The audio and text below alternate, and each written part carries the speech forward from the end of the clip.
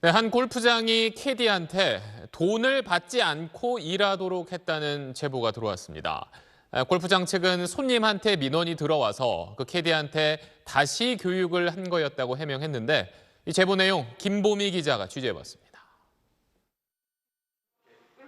지난 1월 강원도의 한 골프장에 캐디 교육생으로 입사한 20대 남성 A씨. 무급으로 진행하는 3개월 교육을 마치고 지난 4월부터 정식 캐디로 일을 시작했습니다. 한 달쯤 지난 뒤 A씨는 캐디를 관리하는 골프장 담당자로부터 호출을 받았습니다. 담당자는 A씨가 골프클럽 정리를 제대로 하지 않아 고객 민원이 들어왔다며 벌칙으로 재교육을 받으라고 통보했다고 합니다. 떼양볕에서 이제 막 말이 9시간, 10시간이지 보수도 따로 안 받고 너는 벌을 받는 거다라고 표현을 하더라고요. 약간 괴롭힘이라고밖에 안 느껴졌어요. 열흘이 지나도 무급으로 일하는 상황이 변하지 않자 A씨는 담당자를 찾아갔습니다. 계약 조건과 규정이 적힌 입사 서류를 보여달라고 하자 담당자는 거부했습니다. 저한테 한번 보여달라고 말씀을 드리는 거예요. 저는 그걸 봐야 될 권리가 있다. 나가라고. 제가 그 약속을. 상자 나가라 그래 얘. 문 열어라. 나 얘랑 대화 더 이상 하기 싫거든. 결국 퇴사를 결심했는데 유니폼과 무전기 대여 등 명목으로 입사 당시 골프장에 냈던 예치금 60만 원도 돌려받지 못했습니다. 근속 1년을 채우지 않았고 퇴사 의사 통보 뒤 2주간은 일을 해야 하는 규정을 지키지 않았다며 예치금 반환을 거부한 겁니다. 근무일수 1년을 꼭 채워야 된대요. 근무일수를 채우지 못했기 때문에 손해를 봤을 때 도움을 요청할 수 있는 공간이 한 군데도 없어요. 골프장 측은 재교육의 필요가 있어서 캐디 교육생 근무 방식으로 2인 1조로 일했기 때문에 일당을 지급하지 않았다고 해명했습니다.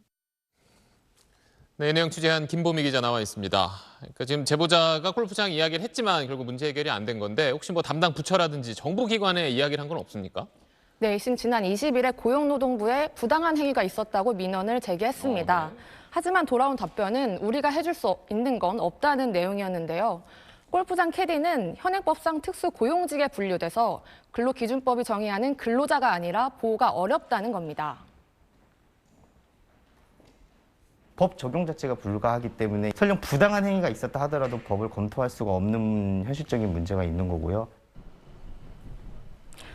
따라서 캐디가 계약할 때도 근로계약서를 작성하지 않고 골프장 측이 제시하는 규정이나 이제 근로 조건들이 일방적으로 받아들여지고 있는 겁니다.